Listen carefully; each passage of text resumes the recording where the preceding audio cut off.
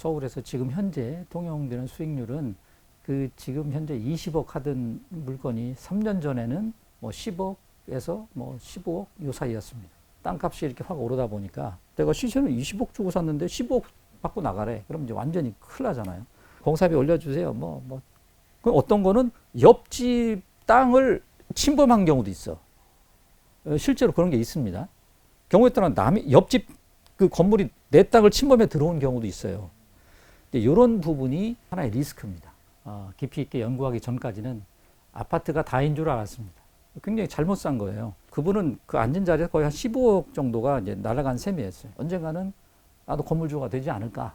구독, 좋아요 부탁드립니다. 20억대 꼬마 빌딩을 한 달에 얼마나 수익을 얻을 수 있을까요? 20억이면은 이제 그 조금 전에 말씀드린 대로 서울 뭐 강남 3구를 제하고 일반적으로 이제 보편적으로 서울에서 지금 현재 통용되는 수익률은 20억이다 그러면 한 400만 원, 그 정도면 이제 수익률이 한 2.5% 정도 될 겁니다. 그러면 야, 뭐 20억 투자했는데 뭐 400만 원밖에 안 나와? 이게 너무 적게 나오는 거 아니야? 이렇게들 생각하실 수가 있는데 그 지금 현재 20억 하던 물건이 3년 전에는 뭐 10억에서 뭐 15억 요 사이였습니다.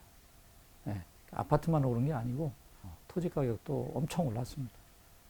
그러니까 임대료는 3년 전하고 똑같은데 땅값이 이렇게 확 오르다 보니까 3년 전에는 이제 임대 수익률이 뭐 4%대 3.5% 했던 것이 지금은 뭐 2% 뭐 초반 이렇게 낮아졌죠.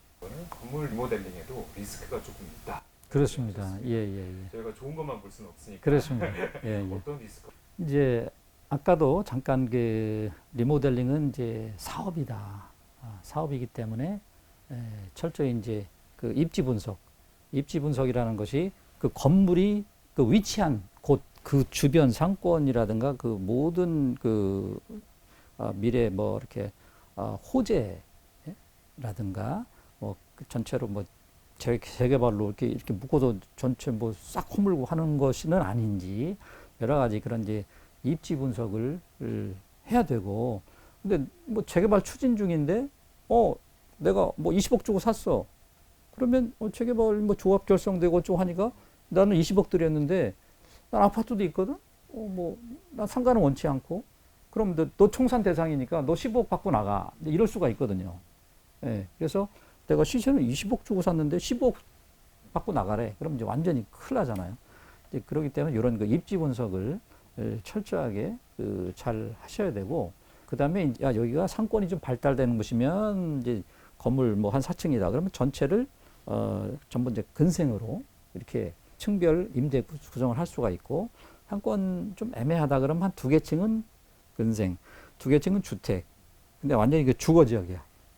그럼 전체를 이제 한 층은 이제 뭐 건물주가 거주하고, 그 다음에 한 투룸 한 2세대 놓고, 그 다음에 원룸 뭐 이렇게 놓고, 또 1.5룸도 놓는다든가, 이런 식으로 층별 임대 계획을 철저한 그 입지 분석을 통해서 그걸 세우셔야 됩니다.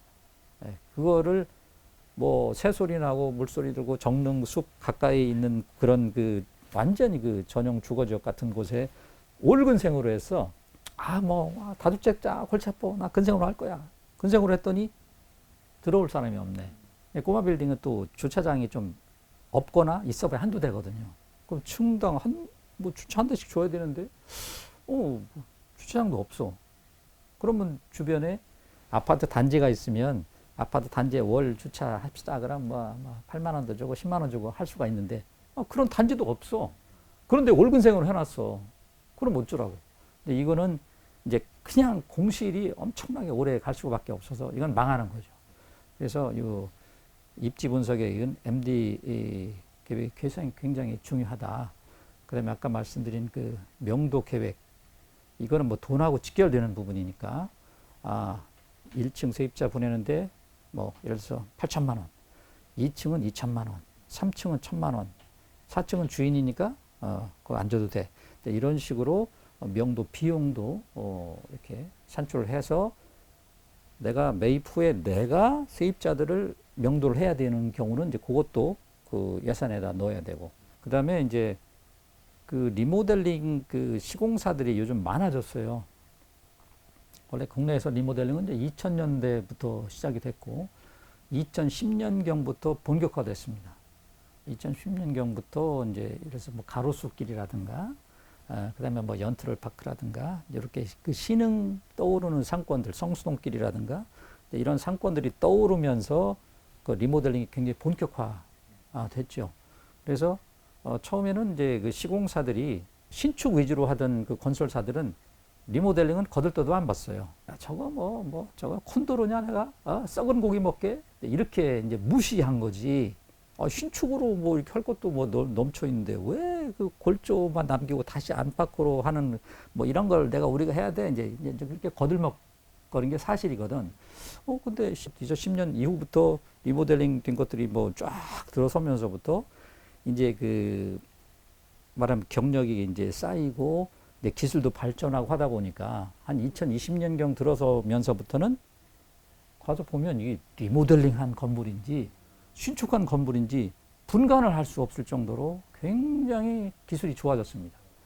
그리고 리모델링을 할 때 구조 안전 진단을 받아서 그 구조 기술사들이 어디를 어떻게 보강을 하세요, 내진 설계를 어떻게 하세요, 이렇게 다 설계 도면을 줘요. 그리고 거기에 따라서 우리가 리모델링 공사를 하기 때문에 지금은 믿고 맡길만 하거든요. 그런데 보니까 쟤들도 리모델링 하네. 야, 우리도 리모델링 하자. 그래가지고 이제 경험도 없는 건설사들이 우리도 뭐 어쩌고. 근데 견적을 비교해봤더니 싸. 자기들이 이제 어떻게든지 오다 따려고. 그럼 이제 이런 분들하고 공사를 하게 되면 이제 골치 아픈 거지. 이제. 뭐 그냥 좌충우돌 하고 나중에 공사비 올려주세요. 그 마감도 제대로 잘 안 되고 이런 문제들이 많기 때문에 리모델링을 많이 한 아주 우수한 검증된 그 시공사나 건축사를 수배하는 일이 굉장히 중요합니다. 그 다음에 이제 80년대, 90년대, 좀 오래된 거는 70년대 그 준공된 건물들이 시중에 이제 있어요. 그런데 도면상으로는 도로에서 1m 떨어져서 이렇게 그 설계 도면 건물이 있는데 실제로 보니까 도로에 딱 붙어 있네. 어떤 거는 옆집 땅을 침범한 경우도 있어. 실제로 그런 게 있습니다. 뭐야 이거? 그럼 톱으로 잘라낼 수도 없고, 경우에 따라 옆집 그 건물이 내 땅을 침범해 들어온 경우도 있어요. 이런 부분이 하나의 리스크입니다.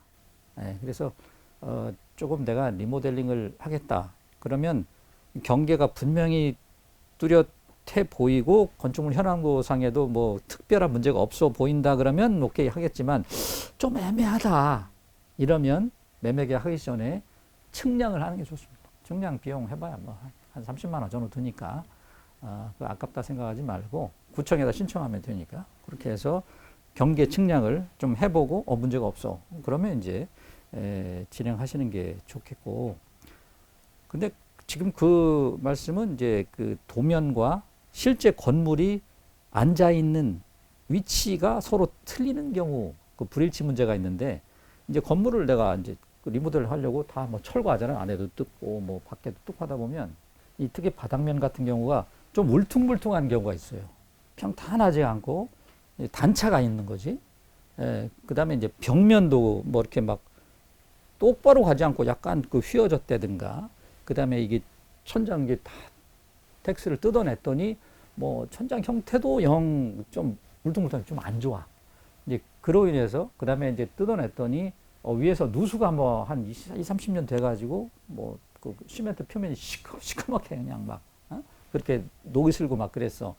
그러면 이제 그런 거 보강 공사, 그 다음에 밑에가 평탄치 못하다 그러면 이제 소위 공구리 한다고 그러죠. 레미콘에다가 이제 한번 쫙 깔아주고 평탄 작업했고, 이제 이런 그 추가 공사비가 좀 발생을 한다.